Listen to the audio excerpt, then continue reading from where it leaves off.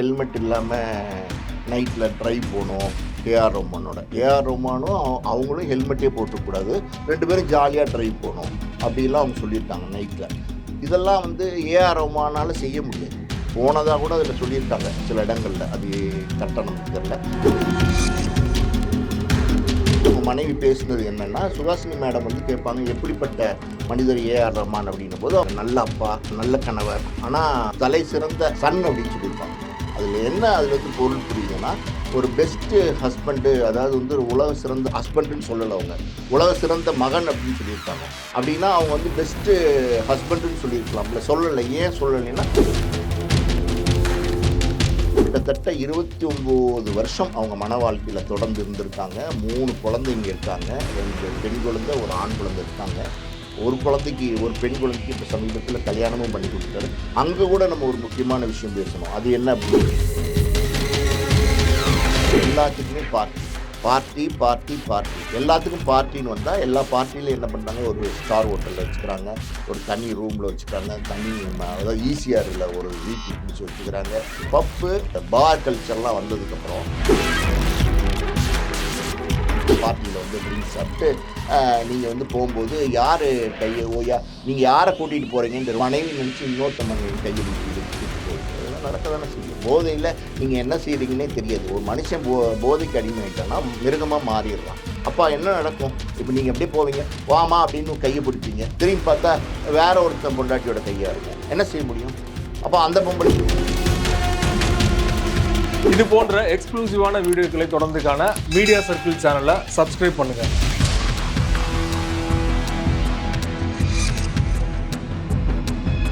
Media circle நேயர்களுக்கு வணக்கம். இன்றைக்கு நம்மோட நேர்காணலுக்காக தயாரிப்பாளர் பாலாஜி பிரபு அவர்கள் நம்மோடு இணைந்திருக்கிறார். அவரோடு பேசலாம். சார் வணக்கம். வணக்கம். நேற்று இரவுல இருந்து ஏஆர் ரஹ்மான் அவர்களுடைய டிவோர்ஸ் நியூஸ் தான் ரொம்ப அதிர்ச்சிகரமாக இருக்குது நிறைய பேருக்கு. இன்னும் நிறைய பேரால் நம்ப முடியல, உண்மையிலே இப்படி நடந்ததா? ஏன்னா ஒரு பெஸ்ட்டு கப்புள், நிறைய இன்டர்வியூஸ் நம்மளே பார்த்துருக்கோம். ரொம்ப ஒரு கேரிங்காக, ஒரு அன்னோனியமாக இருக்கிற ஒரு கப்புள், ரொம்ப அமைதியான ஒரு கப்புள் அப்படின்னு கூட சொல்லலாம். அதிலிருந்து கூட பேசாத மனிதர் ஏஆர் ரஹ்மான். அவருக்கு இப்படி நடந்துருச்சா அப்படிங்கிறது தான் நிறைய பேரோட ஒரு வேதனையாக கூட இருக்குது. வேதனையாக நிறைய பேர் பதிவுகள் கூட போட்டு வராங்க. ஸோ மனைவி முதல்ல ஒரு வக்கீல் நோட்டீஸ் அனுப்புகிறாங்க. ஏஆர் ரஹ்மான் தரப்புலேருந்து நீ காலையில் ஒரு எமோஷ்னலாக ஒரு நோட் அனுப்புகிறாரு. உடைந்து போன கண்ணாடி, அதை ஒட்ட வைக்க எவ்வளவோ முயற்சி பண்ண, இதயங்கள் உடைந்ததை மறுபடியும் ஒட்ட வைக்க முடியலை அப்படின்னு சொல்லியிருந்தார் இல்லையா? உங்களோட இது என்ன சார் டேக்அவே? சரி, ஆஸ்கார் நாயகன் ஏஆர் ரஹ்மான் அவர் கணவன் மனைவி 2 பேரும் பிரிகிறாங்கன்னு ஒரு செய்தி நேற்றுக்கு சோஷியல் மீடியாவில் லேட் நைட் பரவ ஆரம்பிச்சிச்சு. முதல்ல அந்த செய்தி யாரும் நம்பலை. இது உண்மைதானா அப்படிங்கிற மாதிரி பார்த்தாங்க. நான் கூட இது உண்மைதானா, இது என்ன செய்தி அப்படிங்கிறது மாதிரி விசாரிக்கும்போது, ஆமாம் சார் இது உண்மைதான், 2 பேருமே பிரிகிறாங்க, அனௌன்ஸ் பண்ணியிருக்காங்க அப்படின்னா, முதல்ல அவங்க ஒய்ஃப் தான் ஒரு வக்கீல் நோட்டீஸ் மாதிரி வக்கீல் மூலமாக அனௌன்ஸ் பண்ணியிருக்காங்க. இந்த மாதிரி நாங்கள் 2 பேரும் பிரிகிறோம் அப்படிங்கிறது. இது ரொம்ப அதிர்ச்சியான ஒரு விஷயம். அதாவது சினிமா வட்டாரத்தில், அதாவது தமிழ்நாட்டில் மட்டும் இல்லை, ஏஆர் ரஹ்மான் இந்திய அளவில் கொண்டாடப்படுற, உலக அளவில் கொண்டாடப்படுற ஒரு மியூசிக் டைரக்டர். அவர் இப்படி ஒரு அதிர்ச்சி செய்தி அவர் குடும்பத்திலேருந்து வரும்னு யாருமே எதிர்பார்க்கல.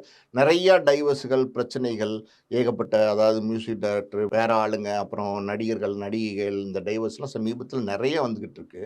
உதாரணத்துக்கு இந்த ஜெயம் ரவி, இதெல்லாம் நம்ம சொல்லலாம். ஆனால் இவருடைய வாழ்க்கையில் என்ன நடந்துச்சு, ஏன் இந்த ஒரு திடீர் அறிவிப்பு அப்படிங்கிறது ஆச்சரியமாகவும் அதிர்ச்சியாகவும் பார்க்குறாங்க. அவருடைய ரசிகர்கள் ரொம்ப ஷாக் ஆகிட்டாங்க இந்த டைவர்ஸை பார்த்து. அதாவது ஏன் இதை சொல்கிறாங்க அப்படின்னா, இது எந்த விதமான பழக்க வழக்கமும், எந்த விதமான பேட் ஹேபிட்ஸும், எந்த விதமான பார்ட்டி அது இதுன்னு கலந்துக்கிற ஒரு கேரக்டர் கிடையாது ஏஆர் ரஹ்மான். ஏஆர் ரஹ்மான் ரொம்ப டவுன் டு த எர்த், ரொம்ப நல்ல ஹியூமன் பீயிங் ஏஆர் ரஹ்மான்.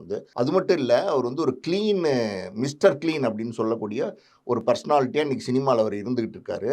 அவர் மேலே எந்த விமர்சனமும் கிடையாது. யாருமே இது வரைக்கும் ஏஆர் ரஹ்மானை விமர்சனமே பண்ணல. ஒரு ஆணவமாக நடந்துக்கிட்டார், ஒரு திமிரா நடந்துக்கிட்டார், இந்த இடத்துல திமிரா பேசினார், அப்படி இப்படி எந்த விமர்சனமே அவர் மேலே வரல. சர்ச்சையில் சிக்காத ஒரு மனிதர். கண்டிப்பாக சர்ச்சையிலேயே சிக்காத ஒரு மனிதர். அதுவும் இல்லாமல் ரொம்ப கடவுள் பக்தி உள்ளவர். எப்போ எந்த மேடை ஏறினாலும் தமிழ்லேயே பேசக்கூடிய ஒரு மனிதர். ஆஸ்கார் அவார்டு வாங்கின போது கூட அங்கே கூட என்ன பேசினார்னா, எல்லா புகழும் இறைவனுக்கே அப்படின்னு தமிழில் தான் பேசினார்.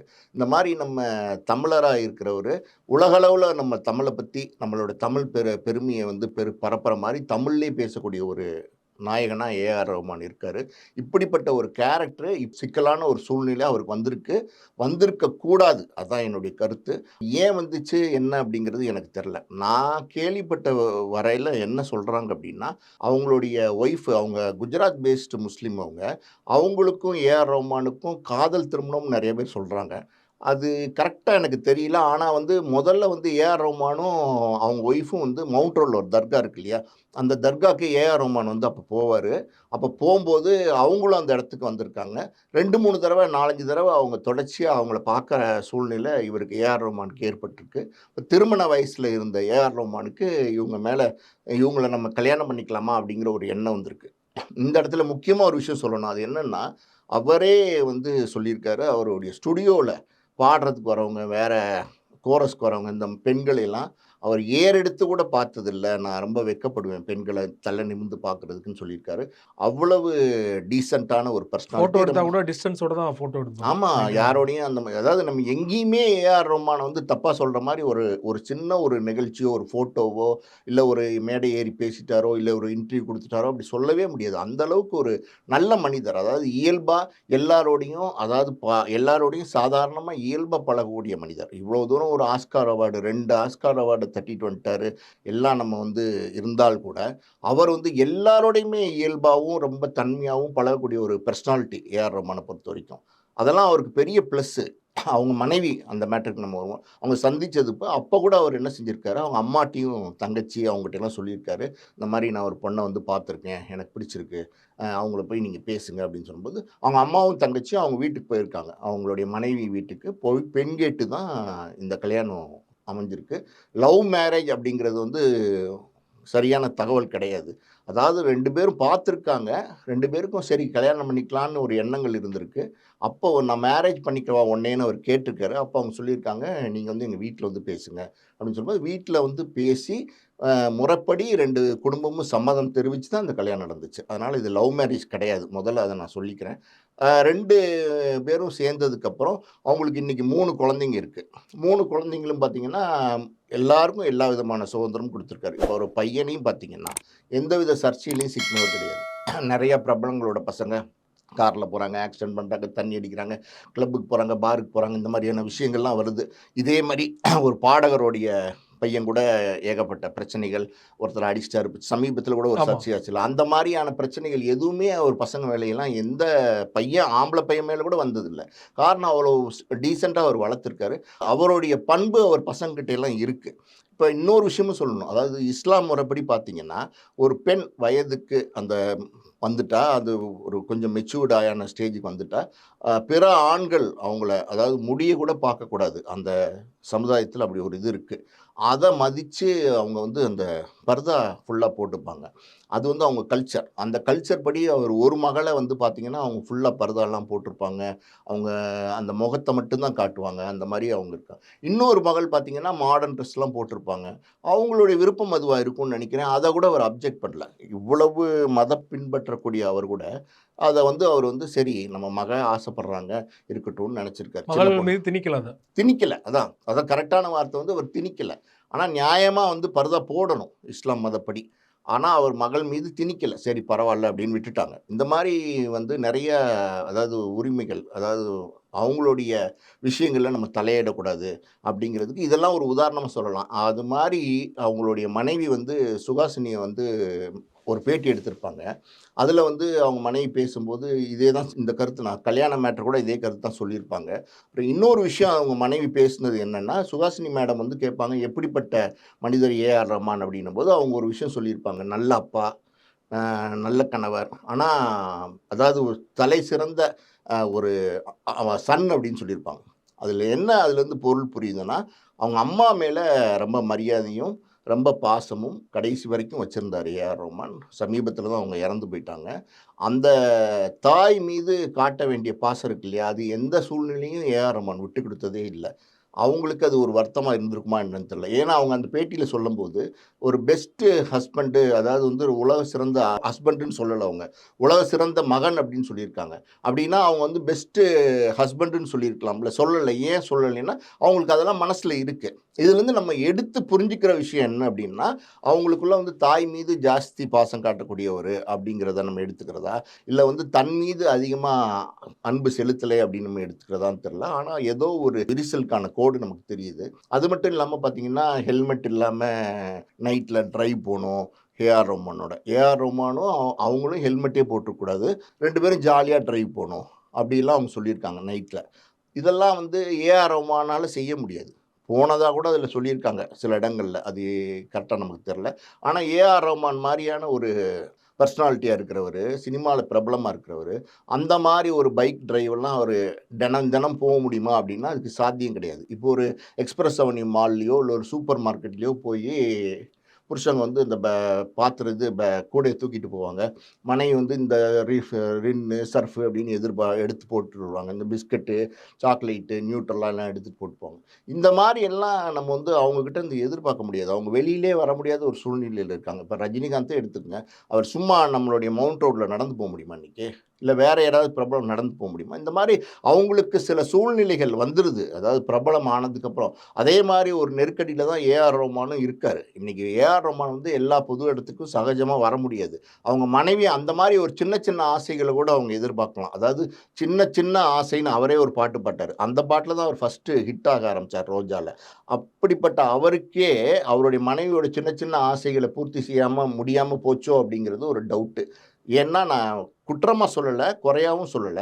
அந்த மாரி ஆசைகள்லாம் அவங்களுக்கு இருந்திருக்கு. இந்த பைக் டிரைவ்லாம் சொன்னேன்ல. அத வச்சு நம்ம பார்க்கும்போது, இந்த மாரி சின்ன சின்ன விஷயங்கள் அவங்களுக்குள்ள வந்து ஒரு முரண்பாடு, அதாவது ஒரு சின்ன வேற்றுமைய ஏற்படுத்தியிருக்கும்னு நெனைக்கிறேன். ஏன்னா அந்த அறிக்கையிலேயே தெளிவா மென்ஷன் பண்ணியிருப்பாங்க. எனக்கு ஏற்பட்ட வலிகள், வேதனைகளால தான் நான் இந்த முடிவு எடுத்தேன் அப்படின்னு ஆமா, சாய்ரா பானு ஆமா சொல்லியிருப்பாங்க. போட்டுக்கோங்க. வலிகள், வேதனை என்னவா இருக்க முடியும்? ஏஆர் ரகுமான் மாரி ஒரு ஒரு ஒரு டீசென்ட் பெர்சனாலிட்டி, ஒரு தூய்மையான மனிதர்கிட்ட என்ன வலிகள், வேதனை இருக்க முடியும்? வேற நம்ம எதையுமே பேச முடியாது. ஆமா. அதாவது வந்து அவருக்கு எந்த ஹேபிட்ஸும் கிடையாது. எந்த மிஸ்டர் தீய கிளீன் அது பழக்கம் வந்து கிடையாது. ஆமா, உண்ம. எந்த தீய பழக்கம் கிடையாது. எதுவுமே இல்ல. அப்படிப்பட்ட ஒரு மனிதர்ட்ட என்ன வலிகளும், வேதனையும் மனைவி எதிர்பார்க்க முடியாது. அதாவது நான் சொல்ல வர்றது தான் இது கூட என்னுடைய அதாவது யூகம். அது இப்படி இருந்திருக்கலாம் அப்படின்றது. ஏன்னா அவங்களுடைய ஒரு அ இதில மேடையில கூட பார்த்தீங்கன்னா, ஆனந்த விகடன் அவார்ட்ஸ் என்னமோ அவங்க பேச கூப்பிடுவாங்க. அப்ப பேச கூப்பிடும்போது அவங்க இங்கிலீஷ்ல பேசுவாங்க. ஏஆர் ரஹ்மான் பக்கத்திலேயே இருந்து தமிழ், தமிழ், தமிழ், தமிழ்ன்னு சொல்லுவாரு. இதெல்லாம் மாரி 2 பேரும் அண்டர்ஸ்டாண்டிங்கா இருந்தாங்க. 2 பேரும் ஒருத்தருக்கு ஒருத்தர் ரொம்ப பிரியமாவும், ஏன்னா, அந்த பாசமாவும். சுஹாசினி குடுத்த பேட்டியிலேயே சொல்லும்போது, நான் 2டே விஷயம் தான் கேட்டேன் என் ஆமா. கணவர்ட்ட. ம். "ஒண்ணு கார் ஓட்ட தெரியுமா? இன்னொன்னு உங்களுக்கு இங்கிலீஷ் பேச தெரியுமா?" அப்படின்னோனே அவங்களே சுஹாசினிய சாக்காய் கேட்பாங்க. "கல்யாணம் பண்றதுக்கு 2 விஷயம் தெரிஞ்சா போதுமா?" ஆமா. அப்படின்னு. ஸோ அவங்க ஆரம்பத்துலேருந்தே இங்கிலீஷ் பேசி தான் இருந்திருக்காங்க இல்லையா? இருந்திருக்காங்க. அதை இவரு ரெஸ்பெக்ட் பண்றாரு எல்லா இடத்துலயும். ரெஸ்பெக்ட் பண்றாரு. இல்ல அவங்களுடைய தாய்மொழி வேற மொழியா இருந்திருக்கு. அதனால குஜராத் வந்து அவங்க. ம். குஜராத் மொழியா இருந்திருக்கு. அதனால அவருக்கு அந்த மொழி இவருக்கு பேசத் தெரியாம இருக்கலாம். 2 பேருக்கும் பொதுவான மொழியா இங்கிலீஷ் இருந்திருக்கு. அதனால 2 பேரும் கம்யூனிகேட் பண்ணியிருக்கலாம். அதெல்லாம் வந்து ஒண்ணும் தப்பு கிடையாது. அப்ப அந்த மேடையில கூட அவங்க வந்து எனக்கு தமிழ்ல ரொம்ப பேசத் தெரியாது. அதனால நான் இங்கிலீஷ்லயே பேசுறேன்னு தான் பேசியிருப்பாங்க. இந்த மாரி சின்ன சின்ன வேற்றுமைகள் அவங்களுக்குள்ள வந்திருக்குமோ அப்படிங்கிறது எனக்கு சந்தேகம். அத தவிர்த்து பெரிய அதாவது நான் ரொம்ப வெளிப்படையா ஒரு விஷயம் சொல்றேன் சார். சின்ன சின்ன ஆசை. அத வந்து அவங்க எதிர்பார்க்குறாங்க. அதாவது வந்து ஒரு சும்மா கடையில போய் கம்பரி கட்டு வாங்கி சாப்பிடணும். ஒரு லாங் டிரைவ் பைக்ல போணும். இந்த மாரிலாம் எதிர்பார்க்குறாங்க. ஒரு ஹோட்டல்ல சும்மா ஒரு சரவண பவன்ல போய் ஒரு மசால் தோசை சாப்பிடணும்னு அவங்க எதிர்பார்க்குறாங்க. அப்படின்னு நான் நெனைக்கிறேன். அப்படி எதிர்பார்த்தா அது ஏஆர் ரஹ்மானால செய்ய முடியாதுல்ல. அது வந்து அவரோட தவறும் கிடையாது. அந்த மாரி ஒரு சூழ்நிலையில தான் இது வந்து ஒரு மன இறுக்கத்த அவங்களுக்கு ஏற்படுத்தி, கிட்டத்தட்ட 29 வருஷம் அவங்க மன வாழ்க்கையில தொடர்ந்து இருந்திருக்காங்க. 3 குழந்தைங்க இருக்காங்க. 2 பெண் குழந்தை, 1 ஆண் குழந்தை இருக்காங்க. ஒரு பெண் குழந்தைக்கு இப்ப சமீபத்தில கல்யாணமும் பண்ணி குடுத்துட்டாரு. அங்க கூட நம்ம ஒரு முக்கியமான விஷயம் பேசணும். அது என்ன அப்டின்னா, அங்க அவர் கூட இருந்த ஒரு சவுண்ட் இன்ஜினியருக்கே கல்யாணம் பண்ணி குடுத்துட்டாரு, அந்த பெண் குழந்தைய. அவரு எதிர்பார்த்திருந்தா அவருடைய வசதிக்கு, அவரோட தகுதிக்கு, அவரோட பேருக்கு, அவரோட புகழுக்கு பெரிய இடம். எத்தனையோ கோடிகள் இருக்கிற இடங்கள்ல போய் சம்மந்தம் பண்ணியிருக்கலாம். ஆனா அது விரும்பல. அவர் ரொம்ப எளிமையான மனிதர்ங்கிறத எல்லா இடத்துலயுமே நிரூபிச்சுட்டு வர்றாரு. இதெல்லாம் வந்து அ அவருடைய கேரக்டருக்கு பல உதாரணங்கள் சொல்லிக்கிட்டே போலாம். இதெல்லாம் ஒரு உதாரணம் தான். அப்படிப்பட்ட ஒரு மனிதருக்கு இப்படிப்பட்ட ஒரு சூழ்நிலை வந்திருக்கு அப்படின்னா, அது வந்து ரொம்ப ஆச்சரியமா தான் இருக்கு. எனக்கு ரொம்ப வேதனையான ஒரு விஷயம் என்னன்னா, இவருக்கு இப்படி ஒரு சூழ்நிலை அப்படிங்கிறது ரொம்ப ஆச்சரியமான விஷயம். அது வந்து இந்த மாரி ஒரு அறிக்கை வந்தது எல்லாருக்குமே ஆச்சரியம் முதல்ல. ஷாக்கா இருக்கு. இப்படி வராம இருந்திருக்கலாம். இன்னும் ஒரு சில நாள்ல ஏன்னா 3 பெரிய குழந்தைங்க இருக்காங்க. அதனால இன்னும் கொஞ்ச நாள்ல அவங்க 2 பேரும் அப்பா, அம்மாவோட பேசி, ஒருவேளை சமாதானமாகி மறுபடியும் அவங்க வந்து இணைஞ்சு கூட வாழலாம். அப்படி ஒரு அறிக்கை மறுபடியும் வந்துச்சுன்னா அது எல்லாத்துக்கும் சந்தோஷமா இருக்கும். குறிப்பா நீங்க சொன்ன மாரி சின்ன சின்ன ஆசைகள் தான் வந்து நிறைவேறாம கடைசியில இப்படி ஒரு முடிவு எடுத்துட்டாங்கன்னா, இந்த விஷயங்கள்லாம் ஒரு சாதாரண விஷயங்கள் தான் இல்லையா? இத வந்து ஈஸியா கடந்து போயிருக்கலாம். பசங்களுக்காக வந்து நம்ம பண்ணியிருக்கலாம். ஸோ இது மட்டும் தான் காரணமா இருக்கும்னு நினைக்கிறீங்களா? வேற ஏதாவது காரணங்கள் இருக்கும்னு நீங்க நினைக்கிறீங்களா?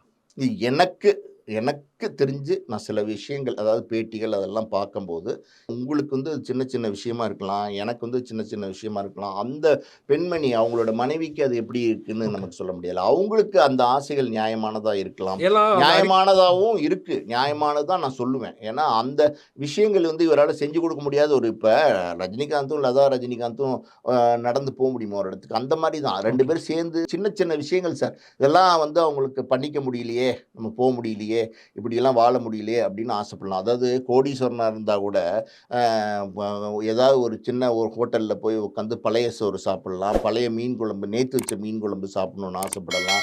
இல்ல கருவாடு தொட்டுட்டு சாப்பிடணும்னு ஆசைப்படலாம். இதெல்லாம் வந்து எல்லாருக்கும் ஒரு ஆசை தானே. அந்த மாரி ஒரு ஆசைகள் அவங்களுக்கு இருந்திருக்கும். அப்படித்தான் நினைக்கிறேன். வேற எந்த காரணமும் இதுல வந்து பேசுறதுக்கோ, இதுல வந்து எத சொல்லி இட்டுக்கட்டி பேசுறதுக்கோ யாருக்குமே இடம் இல்ல. கண்டிப்பா, இன்னைக்கு யாரா இருந்தாலும் பார்த்தீங்கன்னா, ஏ.ஆர். ரஹ்மானோட இந்த அனௌன்ஸ்மென்ட்ட வச்சு யாருமே அவர தப்பா சொல்ல முடியாது. கண்டிப்பா. வேற எந்த காரணமும் இதுல கொண்டும் வர அவங்க முடியாது. மனைவியும் சொல்ல முடியாது, அவரையும் சொல்ல முடியாது. யாருமே சொல்ல ம். முடியாது. அவர் வந்து அப்படி ஒரு ஹியூமன் பீயிங். இந்த அம்மாவும் நல்லவங்களா தான் இருந்திருக்கிறாங்க. இத்தன வருஷம் தொடர்ந்து வாழ்ந்திருக்காங்க. அவங்களுக்குள்ள ஏதோ இந்த மாரியான ஒரு காரணம் தான் இந்த பிரிவுக்கு காரணம்னு நான் நெனைக்கிறேன்.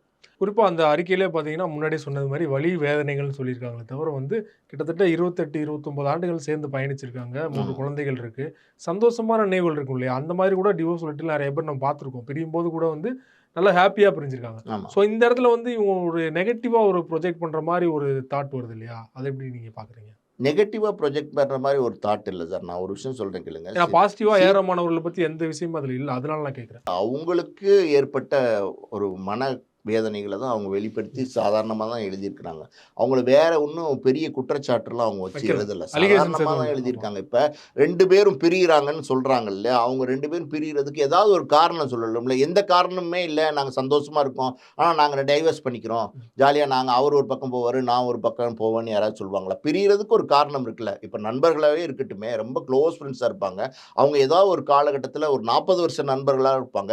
சின்ன விஷயமா இருக்கும். ம். டக்குன்னு இவருக்கு கோவம் வந்திருக்கலாம், இல்ல அவருக்கு கோவம் வந்திருக்கலாம். 2 பேரும் பிரிஞ்சே போயிருவாங்க. பேசாமயே கூட இருந்துருவாங்க கடைசி வரைக்கும். ஆனா, அந்த அவங்களுடைய அந்த பாசம் இருக்கு பார்த்தீங்களா, அது வந்து 2 பேருக்குள்ளயுமே இருக்கும். அந்த ஃப்ரெண்ட்ஸ் அதாவது நான் சொல்றது ஒரு க்ளோஸ் ஃப்ரெண்ட்ஸ், ஒரு இன்டிமேட் ஃப்ரெண்ட்ஸ் கிட்ட இது நடக்கும். இதே மாரியான விஷயம் தான் கணவன் மனைவிகிட்டயும். அவ்ளோ தூரம் இன்டிமேட்டா, க்ளோஸா கணவன் மனைவியா இத்தன வருஷம் தாம்பத்தியம் பண்ணவங்களுக்கு நடுவுல, என்னமோ ஒரு சின்ன விஷயம் தான் சார் இது. அதாவது குட்டி, இத்துணூண்டு அப்படின்னு சொல்லுவாங்கல்ல, அந்த மாரியான ஒரு விஷயம் தான் இது நடந்திருக்கு. இந்த பிரிவு வந்து வேற வழி இல்லாம தான் அவங்க அனௌன்ஸ் பண்ணியிருக்காங்க. உடனே எடுத்த முடிவாலாம் இது இருக்காது. உணர்ச்சி வசப்பட்டு எடுத்த முடிவாலாம் இது இருக்காது. ஏதோ ஒண்ணு ரொம்ப நாளாவே இருந்திருக்கு. 2 பேருக்கு நடுவுல ஒரு நூலளவுல ஏதோ ஒரு சின்ன பிரச்சனைகள், குடும்பத்துக்குள்ள குடும்ப பிரச்சனைகள் ஓடிட்டு இருந்திருக்கலாம். அந்த மாரி ஏதாவது இருந்திருக்கலாம். அது இல்லைன்னா நான் சொன்ன மாரி இந்த ஆசை, சின்ன சின்ன ஆசைகள், கணவன் நம்மளோட ரொம்ப நேரம் டைம் ஸ்பெண்ட் பண்ண மாட்டேங்கிறாரே! அப்படிங்கிற மாரி ஒரு எழுத்து. இது அவங்களுக்கு மன அழுத்தத்த குடுத்திருக்கலாம். சரி இந்த வாழ்க்கைய நம்ம தொடர்ந்து வாழ வேண்டாம். நம்ம நிம்மதியா பீஸ்ஃபுல்லா இருப்போம் அப்படிங்கிற மாரி அவங்க நெனச்சிருக்கலாம். எது வேணா இருக்கலாம். அவங்களுக்கு என்ன காரணம்? ஏன் இத வந்து முடிவெடுத்தாங்கன்றது நம்ம 2 பேரும் உட்காந்து டிஸ்கஸ் பண்றது சரியா இருக்காது. பொதுவா பேசும்போது இப்படி சின்ன சின்ன காரணங்கள் இருக்கலாம் அப்படின்றது தான். என்னை திருப்பி திருப்பி அழுத்தி கேட்டீங்கன்னா, ஏதோ ஒரு சின்ன காரணம், ஒரு சின்ன மனக்கசப்பு இவ்வளோ பெரிய விரிவுக்கு கொண்டு வந்து விட்டுருச்சு. அத பசங்கள்லாம் பேசி தீர்த்து சரி பண்ணா ரொம்ப நல்லா இருக்கும். மறுபடியும் நாங்க சேர்ந்துட்டோம் அப்படின்னு சொன்னார். அதாவது உடைந்த கண்ணாடி அவருடைய மறுபடியும் பையனே வந்து இன்னைக்கு போட்டிருந்தாரு. ஒரு ஆமா, ட்வீட் போட்டிருந்தாரு. அதுல ஆமா. வந்து வெளிப்படையா சொல்லியிருக்காரு. அவனோட தனிப்பட்ட முடிவு. அத நான் வந்து கண்டிப்பா. நான் ரெஸ்பெக்ட் பண்றேன். அப்படிதான் சொல்லி கண்டிப்பா. இது போட்டிருக்காரு. குழந்தைகளோடையும் சேர்த்து தான் அவங்க 2 பேரும் ம். பேசியிருப்பாங்க. இப்ப ஏ.ஆர். ரஹ்மானும் அவங்க மனைவி மட்டுமே சேர்ந்து முடிவு எடுத்த முடிவு இல்ல இது. ஏன்னா, அவங்க 3 பேருமே பெரிய பசங்களாயிட்டாங்க. இப்ப மெச்சூர்டான ஒரு அடல்ட்டா இருக்கும்போது, அவங்க கிட்டயும் அதாவது அம்மாவும், அப்பாவும் கலந்து ஆலோசிச்சு தான் இந்த முடிவுக்கு வந்திருப்பாங்க. ஆனா இன்னும் சில பேர் வந்து இது வந்து ஏஆர் ரஹ்மானுக்கு அவர்களுக்கு தெரியாம அவங்க மனைவி வந்து இந்த மாரி நோட்டீஸ் அனுப்பிட்டாங்க. பிரச்சனை இருந்தது உண்மதான். ஆனா டிவோர்ஸ் எடுக்க போறதுங்க பெரிய முடிவு இல்லையா? அந்த முடிவு வந்து ஏஆர் ரஹ்மானுக்கு தெரியாமலே அவங்க மனைவி நோட்டீஸ் அனுப்பிட்டாங்க. அப்படின்னு சொல்றத நீங்க எப்படி பார்க்குறீங்க? அது எனக்கு வந்து அது சரியா படல. ஏன்னா, இது ஏதோ ஒரு பிரச்சனை அவங்க அனௌன்ஸ் பண்ணிட்டாங்க. தெரியாமல்லாம் அனௌன்ஸ் பண்ணியிருக்க மாட்டாங்க. இப்போ வந்து நான் சொன்ன மாரி, குழந்தைங்க அது ஏஆர் ரஹ்மான் அவங்க ஒய்ஃப் எல்லாம் சேர்ந்து ஒரு கலந்த ஆலோசனைக்கு அப்புறம் தான் இந்த முடிவு வந்திருக்கும். அதனால் முற்றிலுமே தெரியாமல் இருந்திருக்கலாம். திடீர்னு சொல்லியிருக்கலாம். இன்னும் கொஞ்சம் 10 நாள் கழித்து சொல்லியிருக்கலாம். வர வேண்டிய ஒரு விஷயம், இல்லை ஒரு மாதம் கழித்து வர வேண்டிய விஷயம். திடீர்னு ஏதோ ஒரு எமோஷனில் வக்கீலை கூப்பிட்டு நாளைக்கே சொல்லிடுங்க அப்படின்னு சொல்லியிருக்கலாம். அந்த மாதிரி ஏதாவது இருக்கலாமே தவிர முற்றிலும் தெரியாமே வந்திருக்கும், அவருக்கு நாலேஜ்க்கே இல்லாமல் வந்திருக்கும் அப்படிங்கிறதுக்கு சாத்தியங்கள் கம்மி. திரைத்துறையில் நடந்த பல்வேறு விஷயங்களை பற்றி உங்கள் நேரத்தை ஒதுக்கி பல்வேறு தகவல்களை எங்களோட பகிர்ந்து கொண்டீங்க. மிக்க நன்றி சார். நன்றி.